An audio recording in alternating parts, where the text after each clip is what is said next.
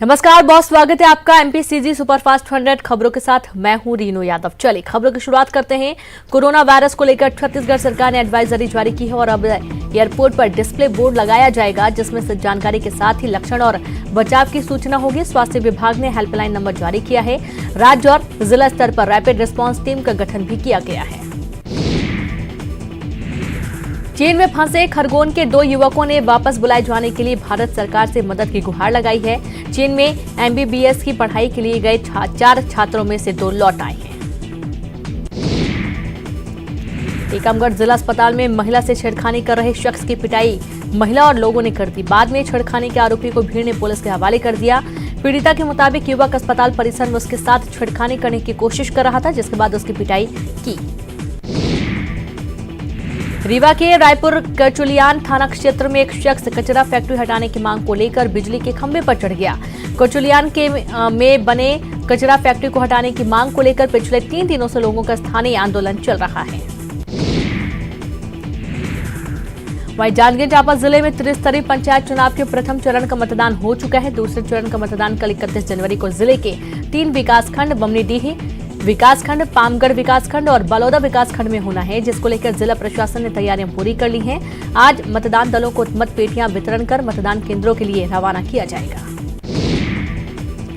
धमतरी में पंचायत चुनाव के दूसरे चरण की तैयारी पूरी हो चुकी है। दूसरे चरण में जिले के सिर्फ एक विकासखंड मगरलोड को लिया गया है, जहां जिला पंचायत की 3 सीटें, जनपद की 23 सीटें, सरपंच की 66 सीटें और पंच की 880 सीटें हैं। सरपंच पद के 6 सीटों के लिए निर्विरोध निर्वाचन हो चुका है और पंच पद के 225 सीटों के लिए निर्विरोध चुनाव हो चुका है। दूसरे चरण के मतदान को लेकर बालोद जिले के गुरूर और गुंडरदेही ब्लॉक में मतदान दलों को रवाना कर दिया गया है। तो वहीं इस बार मतदान दलों की रवानगी को लेकर जिले पूरी प्रशासनिक अमला लगातार सक्रिय दिखे। त्रिस्तरीय चुनाव के दूसरे चरण का मतदान बलरामपुर ब्लॉक के 75 ग्राम पंचायतों के लिए होना है। तो वहीं यहां पर 164 मतदान केंद्र बनाए गए हैं, जिनमें 29 संवेदनशील मतदान केंद्र हैं और 8 अति संवेदनशील मतदान केंद्र हैं। चुनाव को लेकर मतदान दल को रवाना भी किया गया है। होशंगाबाद के बनखेड़ी में अवैध रेत लेकर जा रही ट्रैक्टर ट्रॉली अचानक से पलट गई, जिसके नीचे आने से जहां एक की मौत हो गई, वहीं हादसे में ट्रैक्टर के नीचे 3 लोग दब गए। तीनों लोगों को गांव वालों की मदद से सुरक्षित स्थान पहुंचाया गया। ग्वालियर की एक नाबालिग को हरियाणा में बेचने का सनसनीखेज मामला सामने आया है। बताया जा रहा है कि दिल्ली निवासी महिला ने 1.5 लाख रुपए में सौदा कर नाबालिग की हरियाणा में जबरन शादी कराई थी। नाबालिग को 5 महीने तक जबरदस्ती रखा गया था। ग्वालियर पुलिस ने आरोपी महिला को गिरफ्तार कर नाबालिग को मुक्त करा लिया है। तो वहीं उससे शादी रचाने वाले को भी गिरफ्तार कर लिया गया है। नेपाल के उपराष्ट्रपति के विशिष्ट सलाहकार महावीर प्रसाद टोडी सड़क मार्ग से नलखेड़ा पहुंचे, जहां उन्होंने विश्व प्रसिद्ध पिताम्बरा सिद्धपीठ मां बंगलामुखी मंदिर में पहुंचकर माता के दर्शन कर पूजा अर्चना की। महावीर प्रसाद टोडी इंडो नेपाल समरसता सोशल मिशन यात्रा के अंतर्गत भारत के परिप्रेक्ष्य में इंडो नेपाल समरसता ऑर्गेनाइजेशन के आमंत्रण पर भारत आए हुए हैं। वहीं जबलपुर में रेलवे अंडर ब्रिज निर्माण को लेकर विवाद गहराता ही जा रहा है। लामबंद होकर ग्रामीण जहां अनशन पर बैठ चुके हैं, तो वहीं निर्माण कार्य भी बंद करा दिए गए हैं। सैकड़ों की तादाद में 12 गांव के लोग एक बैनर तले विरोध कर रहे हैं।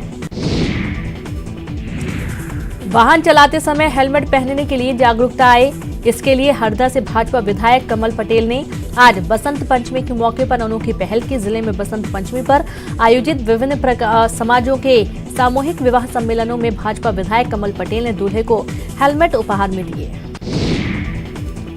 रीवा में आज 6 अलग अलग विभागों की संयुक्त टीम ने अवैध रूप से संचालित स्टोन क्रशर पर कार्रवाई की है, जिसमें टीम ने 54 स्टोन क्रशर को सीज करके उनकी बिजली काट दी है। इसके बाद स्टोन क्रशर संचालकों में हड़कंप मचा हुआ है। धार में बसंत पंचमी का त्योहार बड़ी धूमधाम से मनाया जा रहा है। यहां सूर्योदय के साथ ही भोजशाला खोल दी गई है और लोगों ने सुबह से ही यहां हवन यज्ञ शुरू कर दिया है। इस दौरान महाआरती भी की गई। सागर में मंत्री हर्ष यादव ने शिवराज सिंह चौहान पर आपत्तिजनक बयान दिया। हर्ष यादव ने कहा कि कुर्सी जाने के बाद शिवराज मानसिक संतुलन खो बैठे हैं। शिवराज ने मंत्रियों पर आरोप लगाते हुए जूते पड़ने की बात कही थी। डिंडोरी पहुंचे कंप्यूटर बाबा ने नर्मदा नदी के घाटों का निरीक्षण किया और नर्मदा में प्रदूषण देख अधिकारियों को दिशा निर्देश दिए। कंप्यूटर बाबा ने सीएम कमलनाथ को सच्चा हनुमान भक्त बताया। नरोत्तम मिश्रा ने भी मनोहर ऊंटवाल के निधन पर दुख जताया।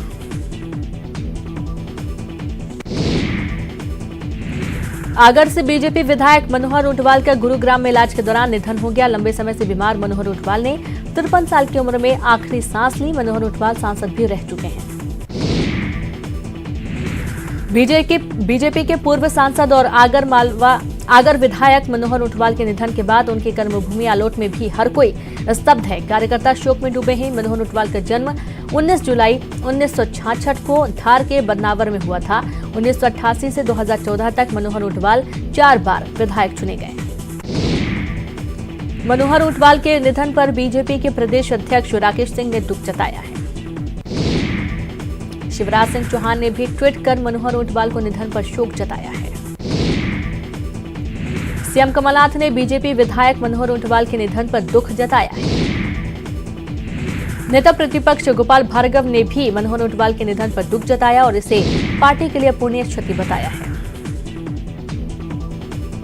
मंत्री पीसी शर्मा ने भी मनोहर ऊंटवाल के निधन पर दुख जताया और मनोहर ऊंटवाल के निधन को राजनीति की बड़ी क्षति बताया। महात्मा गांधी की पुण्यतिथि पर सीएम कमलनाथ ने भोपाल के मिंटो हॉल पहुंच बापू को श्रद्धांजलि दी। राजधानी भोपाल में आयोजित हो रहे हनुमान चालीसा में शामिल होने के लिए सीएम कमलनाथ ने बीजेपी के नेताओं को न्योता भेजा है। सीएम ने न्योता देते हुए कहा है कि प्रदेश की जनता की भलाई के लिए इस संकल्प और धार्मिक आयोजन में वो भी शामिल हों और प्रदेश की सुख और शांति की प्रार्थना में शिरकत करें। गांधी जी की पुण्यतिथि के मौके पर हनुमान चालीसा के जाप को लेकर उठाए गए बीजेपी प्रदेश अध्यक्ष राकेश सिंह के सवालों का सीएम कमलनाथ ने जवाब दिया है। सीएम कमलनाथ ने कहा है कि कांग्रेस धर्म को राजनीति के लिए इस्तेमाल नहीं करती।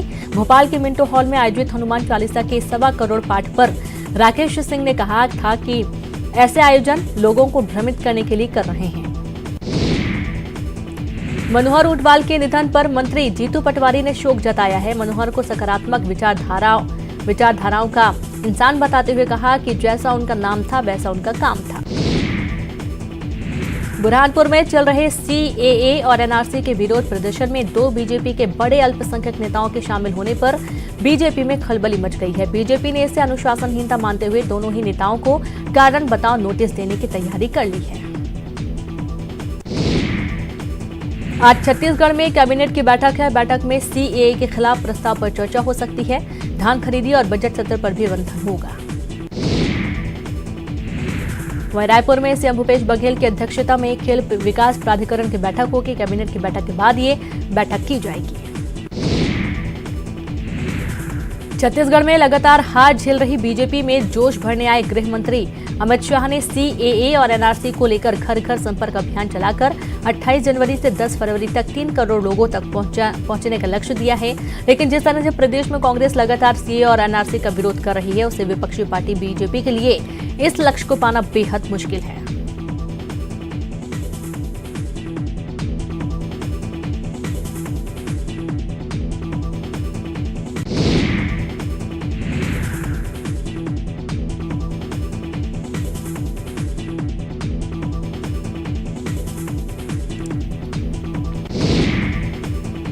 बीजेपी के दिग्गज नेता उमा भारती सीहोर पहुंचे, जहां उन्होंने विनायक गणेश मंदिर में पूजा अर्चना की। जिसके बाद मीडिया से बातचीत में बीजेपी विधायक नारायण त्रिपाठी पर तंज कसा। 2 दिन पहले नारायण त्रिपाठी ने सीए का विरोध किया था।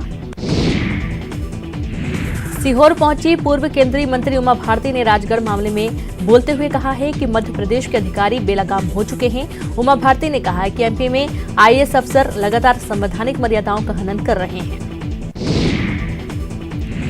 ग्वालियर पहुंचे ज्योतिरादित्य सिंधिया, केंद्र सरकार पर निशाना साधा। सिंधिया ने केंद्र सरकार पर राज्यों के फंड में कटौती का आरोप लगाया है। ग्वालियर में आज से सिंधिया प्रीमियर क्रिकेट लीग का आगाज हुआ। जीवाजी विश्वविद्यालय मैदान पर आयोजित प्रतियोगिता का पूर्व केंद्रीय मंत्री ज्योतिरादित्य सिंधिया ने शुभारंभ किया है। सिंधिया प्रीमियर लीग में ग्वालियर के करीब 275 टीमें खेल रही हैं। उज्जैन में बीजेपी नेता के खिलाफ कार्रवाई के विरोध में पार्टी के कार्यकर्ताओं ने पुलिस कंट्रोल रूम का घेराव कर चक्का जाम किया। बीजेपी महामंत्री योगेश तांगते सीएए के खिलाफ धरने पर बैठे लोगों पर आपत्तिजनक बयान दिया था। पुलिस ने योगेश के खिलाफ एफआईआर दर्ज कर रासुका लगाई है। मंडला के एक निजी स्कूल में एनएसयूआई कार्यकर्ताओं ने हंगामा किया और स्कूल में तोड़फोड़ की। स्कूल में छात्रों को सीएए और एनआरसी का पाठ पढ़ाने की बात कही। रायपुर में भूपेश बघेल कैबिनेट की बैठक में मौन रखकर महात्मा गांधी को श्रद्धांजलि दी गई। 3 साल के मासूम को अपनी मां से मिलाने का अनोखा मामला सामने आया, जहां देर रात कोर्ट खोली गई और बच्चे को मां से मिलाने के लिए मजिस्ट्रेट ने आदेश निकाला, जिसके बाद 3 साल की मासूम को कोर्ट के इस कदम के बाद मां से मिला दिया गया। दरअसल 3 साल का मासूम जारून जेल में बंद अपनी मां से मिलने की जिद कर रहा था। मां से मिलने के लिए जेल के बाहर खड़ा होकर बिलख रहा था। अफसरों द्वारा मंत्रियों की चरण वंदना कोई नई बात नहीं। ताजा मामला डिंडोरी का है, जहां तहसीलदार कंप्यूटर बाबा के चरणों में झुके दिखे, वो भी उस समय जब उनके सामने ड्यूटी पर तैनात किया गया था। और जब तहसीलदार कंप्यूटर बाबा की चरण वंदना कर रहे थे, उस वक्त मंत्री ओमकार मरकाम भी वहां पर मौजूद थे। महात्मा गांधी की 72वीं पुण्यतिथि पर बैरागढ़ के निजी कॉलेज में कार्यक्रम आयोजित हुआ।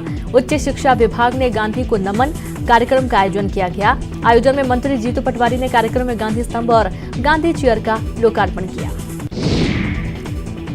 कोरबा कलेक्टोरेट कार्यालय में राष्ट्रपिता महात्मा गांधी की 72वीं पुण्यतिथि को बलिदान दिवस के रूप में मनाया गया। कलेक्टोरेट कार्यालय में आयोजित कार्यक्रम में राष्ट्रपिता महात्मा गांधी छाया चित्र पर माल्यार्पण कर 2 मिनट का मौन धारण भी कर श्रद्धांजलि दी गई। पंचायत चुनाव के दूसरे फेज के लिए कल मतदान होगा। मुंगेली के पथरिया विकास खंड में दूसरे चरण के मतदान की सभी तैयारियां पूरी कर ली गई हैं। मतदान दलों को मतदान सामग्री के साथ रवाना किया जा रहा है। कोरबा तहसील कार्यालय में अधिवक्ताओं ने बसंत पंचमी पर सरस्वती पूजा का आयोजन किया गया। बड़ी संख्या में तहसील कार्यालय में कार्यरत अधिवक्ता बसंत पंचमी पूजा में शामिल हुए। मां सरस्वती के छाया चित्र पर माल्यार्पण कर पूजा अर्चना की गई। कार्यक्रम में कोरबा एसडीएम शामिल हुए। बलरामपुर जिले के स्कूलों में आज छात्र छात्राओं ने विधि विधान के साथ बसंत पंचमी में भाग लिया। धमतरी में निकाय चुनाव के नतीजों के 24 दिन बाद आखिरकार मेंबर इन काउंसिल यानी कि एसआईसी का गठन कर दिया गया है। काउंसिल में उन 3 निर्दलीय पार्षदों को जगह दी गई है, जिनके समर्थन से कांग्रेस निगम की सत्ता पर काबिज हो सकी है। काउंसिल में कुल 8 सदस्य हैं। एमआईसी के सदस्यों का चुनाव पार्षदों के बीच से होता है। इसे महापौर अपने विवेक से करते हैं। त्रिस्तरीय पंचायत चुनाव के दूसरे चरण के लिए जगदलपुर जिले के बस्तर और लोहांडीगुड़ा ब्लॉक में मतदान होगा, जिसके लिए जिला निर्वाचन आयोग ने तैयारी पूरी कर ली है। आज सुबह से बस्तर ब्लॉक और लोहांडीगुड़ा ब्लॉक में होने वाले चुनाव के लिए मतदान दलों की रवानगी हुई।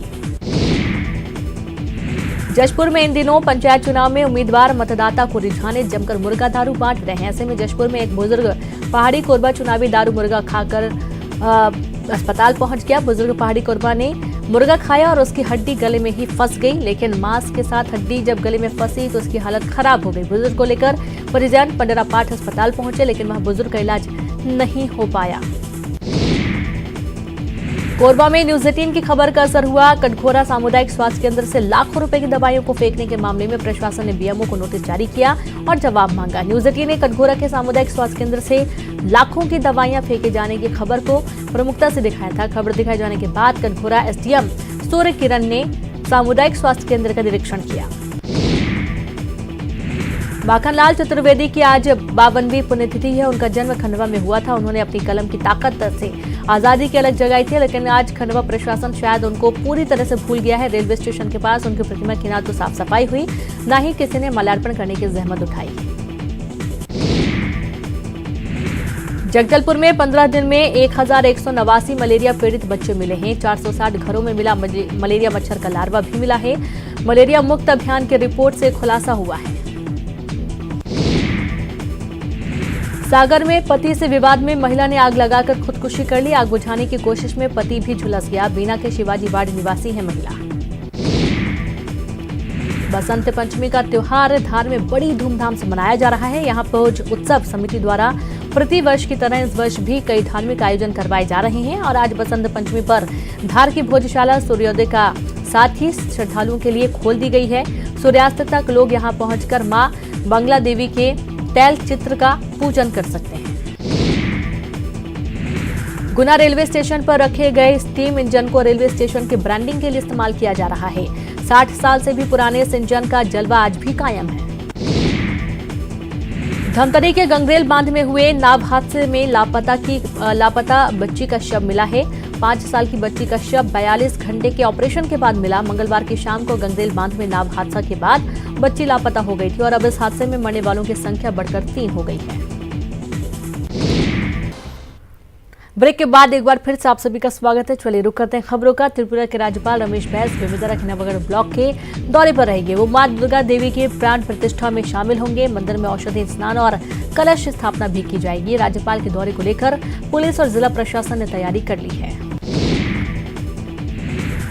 मुंगेली में धान खरीदी में बड़ी गड़बड़ी सामने आई है। सूत्रों के मुताबिक खोड़िया पुलिस चौकी प्रभारी मालाकार ने अधिकारियों को धान की बोरियों से अवैध तरीके से धान निकालते पकड़ा, जिसके बाद चौकी प्रभारी ने 2300 बोरी धान को जब्त किया है। दोषी के खिलाफ एफआईआर के निर्देश दिए गए हैं।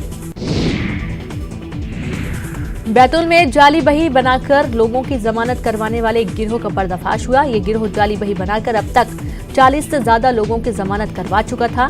बैतूल न्यायालय के अपर जिला सत्र न्यायाधीश ने इस फर्जीवाड़े के खेल को पकड़ और पुलिस को सूचना दी, जिसके बाद पुलिस ने तत्काल 2 आरोपियों को हिरासत में लिया है। रायपुर के टाटी बंध स्थित एक होटल में शराब के नशे में एक युवती और 3 युवकों ने मारपीट की है। पुलिस ने 4 लोगों के खिलाफ मामला दर्ज कर लिया और एक आरोपी को भी गिरफ्तार कर लिया। यह विवाद होटल के बार में शराब पर चल रहे ऑफर को लेकर हुआ था। हाईकोर्ट में हुए उप महाधिवक्ता रजनीश सिंह बघेल की नियुक्ति को गलत बताते हुए हाईकोर्ट के ही अधिवक्ता उत्तम पांडे ने सिंगल बेंच से याचिका खारिज होने के बाद चीफ जस्टिस के डिवीजन बेंच में अपील दायर किया था, जिस पर सुनवाई के बाद हाईकोर्ट ने उप महाधिवक्ता रजनीश सिंह बघेल की नियुक्ति पर पुनर्विचार करने के लिए राज्य शासन को निर्देश दिया है और साथ ही मामले में हाईकोर्ट ने गाइडलाइन भी तय कर दी है। बिलासपुर गुरु घासीदास सेंट्रल यूनिवर्सिटी के चुनाव को लेकर दायर की गई पूर्व सचिव की याचिका को हाईकोर्ट जस्टिस पी सेम कोशी की सिंगल बेंच ने खारिज कर दिया है। हाईकोर्ट ने चुनाव की तारीख निकलने के बाद दायर की गई याचिका को खारिज करते हुए निर्देश दिए हैं कि पुराने समय में जो फॉर्म भर चुके हैं उन्हें नया आवेदन करने की आवश्यकता नहीं है। भिंड में संदिग्ध हालत में मां बेटी आग से झुलसी, जिसमें बच्ची की मौत हो गई। घर के कमरे में आग लगी थी, इसकी चपेट में आ गए दोनों। घटना फूफ थाना इलाके के भदाकुर रोड की है। रायपुर नगर निगम पिछले 3 सालों से रिटायर्ड अधिकारियों का मोबाइल बिल जमा कर रहा है। रिटायर हो चुके इन अधिकारियों ने निगम की ओर से दिए गए सिम कार्ड को वापस नहीं किया है। मामले के संज्ञान में आने के बाद इन अधिकारियों के पेंशन से पैसों की रिकवरी किए जाने की बात कही जा रही है। डिंडौरी के गाड़ासरई कस्बे में राजनीतिक श्रेय लेने की होड़ में कॉलेज का उद्घाटन रुका हुआ है। कॉलेज के उद्घाटन को लेकर मंत्री ओमकार मरकाम और सांसद फग्गन सिंह कुलस्ते के बीच जंग छिड़ी हुई है। गरियाबंद नगर पालिका में एक इंजीनियर को शिकायत मिलने के 2 घंटे के भीतर पद से हटा दिया गया। इंजीनियर का नाम महेंद्र साहू है और प्लेसमेंट एजेंसी के तहत नगर पालिका में पदस्थ था। इंजीनियर पर पीएम आवास में गड़बड़ी करने का आरोप था। सागर में युवती की हत्या के बाद पुलिस और ग्रामीणों में झड़प हुई और इस दौरान लाठीचार्ज और पथराव भी हुआ। ग्रामीणों ने चक्काजाम किया। घटना गोपालगंज थाना इलाके की है।